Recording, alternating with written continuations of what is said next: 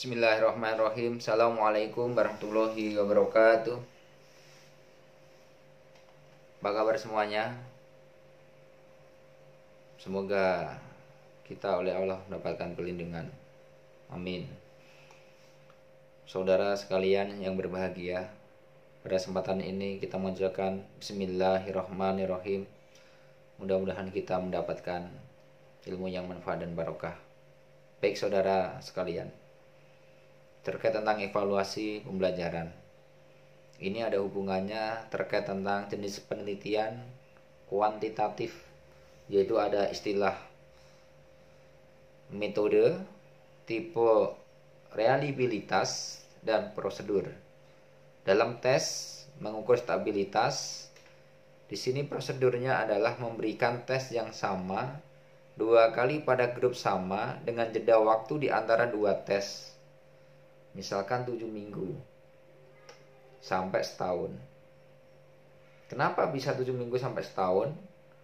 Ini melihat perkembangannya, ya kan? Itu adalah bentuk tes dan retest.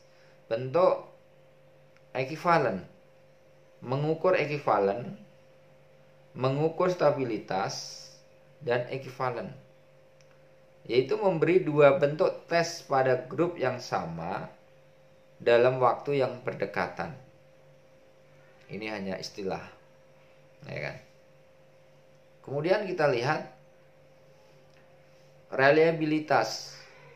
Reliabilitas itu suatu hasil yang didapatkan dengan tes dan retest. Maksudnya derajat yang menunjukkan konsistensi hasil sebuah tes dari waktu ke waktu.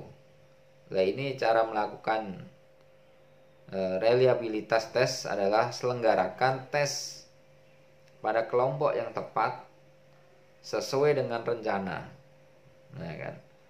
Jadi kelompok yang tepat sesuai dengan rencana. Kemudian yang kedua, setelah selang waktu tertentu, misalkan 1 minggu atau 2 minggu, lakukan kembali tes dengan kelompok tersebut, ya kan? Kemudian yang ke-C, korelasikan hasil kedua tes tersebut. Jadi korelasikan hasil kedua tes tersebut. Untuk mengetahui hasil yang baik dan tidak, maka perlu diuji beberapa kali, ya kan?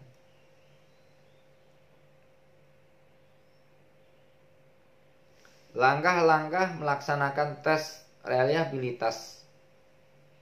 Tentukan subjek sasaran yang hendak dites. Nah, jadi kalau misalkan ada tes PPDB, penerimaan peserta didik baru, jadi yang dites itu siswanya, dan saudara jangan tertuju pada calistung, membaca, menulis, dan berhitung.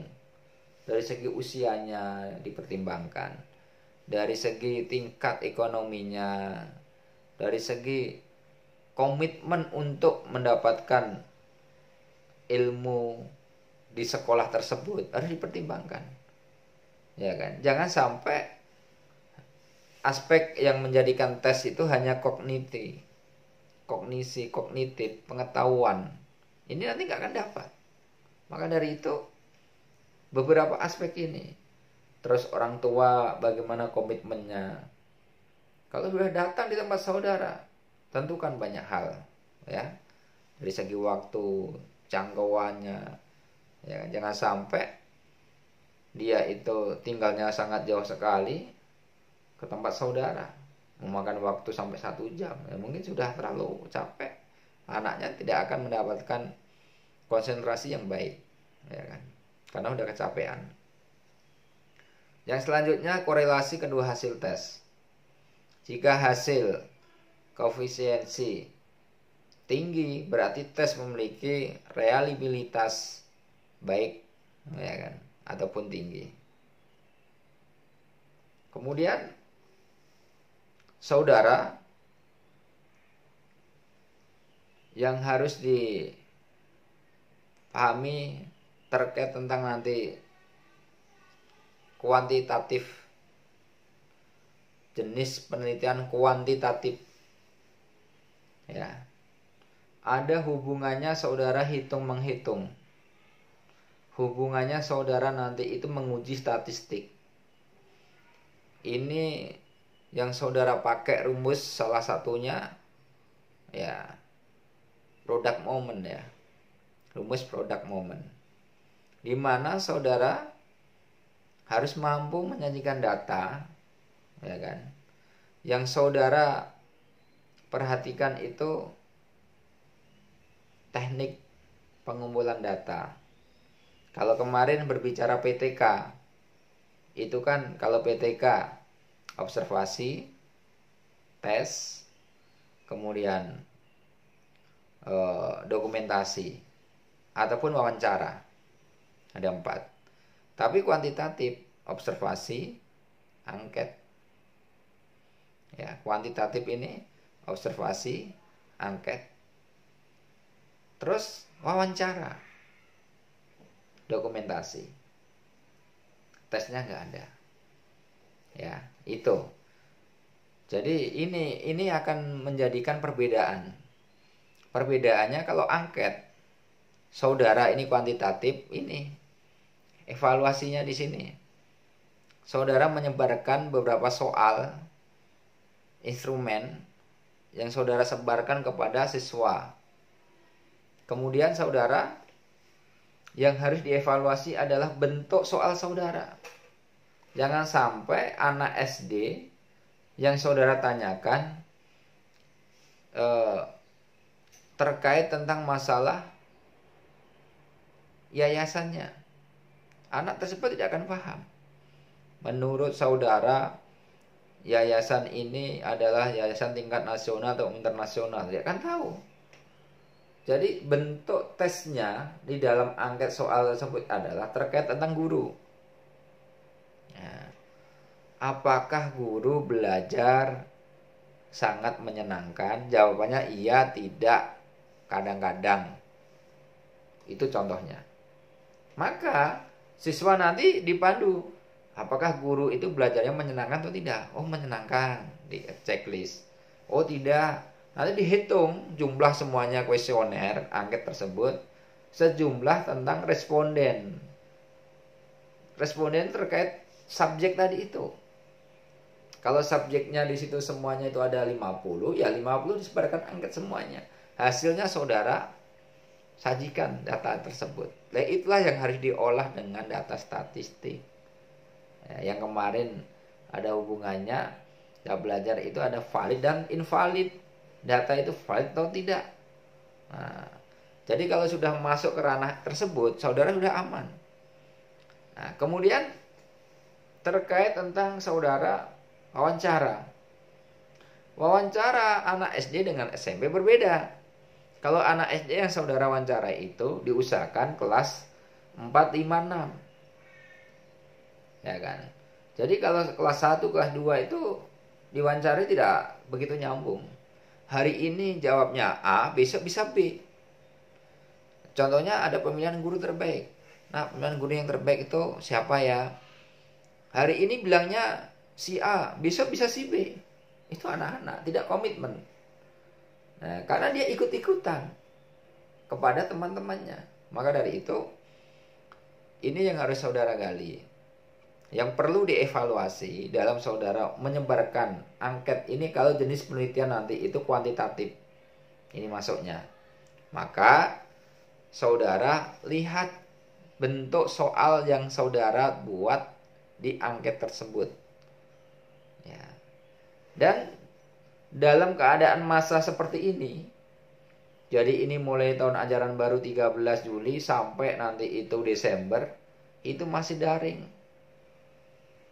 Sementara saudara nanti itu akan menyelesaikan skripsi, proposal saudara tanggal 15, saudara micro teaching itu bulan Juli akhir, saudara PPL itu mulai Agustus September sambil penelitian. Nah, apakah penelitiannya itu nanti sambil saudara PPL, atau PPL-nya saudara secara rutin, atau PPL-nya nanti secara daring juga? Ya kan? Maka dari itu diusahakan saudara harus bijak. Ya. Kalau saudara sebagai guru, usahakan saudara PTK saja. Kalau saudara sebagai guru TPQ, masuk ke PTK. Kalau saudara seorang pekerja, masuk kualitatif saja.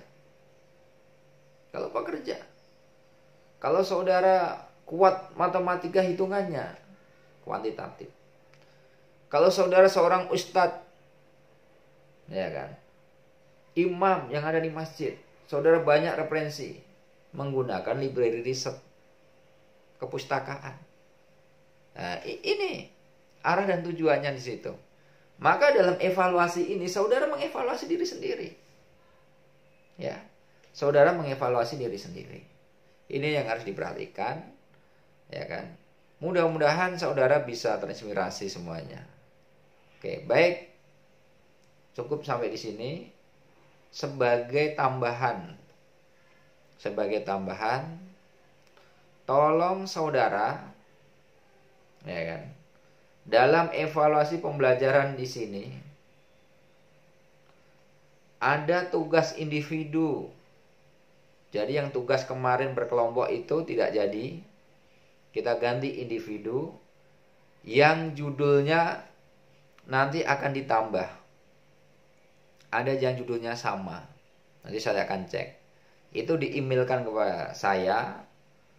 Ya, jadi seperti membuat makalah minimal 12 halaman. Nanti di-emailkan. Itu tugas individu sampai terakhir. Jadi diusahakan saudara tuntaskan dengan cara yang baik. Ya, saya ulangi. Dalam saudara mengemas penelitian ini, kalau saudara guru adalah PTK, saudara guru TPQ PTK, saudara seorang pekerja ambil kualitatif, saudara orang yang ahli matematika, ahli perhitungan, bisa kuantitatif. Saudara seorang ustadz, seorang imam di masjid, saudara ambil library research, studi kepustakaan. Jadi ini sudah ada role-nya masing-masing. Ini tolong diperhatikan dengan baik. Tugas individu, saudara membuat yang judul kemarin dan nanti akan kita tambah dan di email. Mudah-mudahan barokah. Terima kasih atas perhatiannya. Wassalamualaikum warahmatullahi wabarakatuh.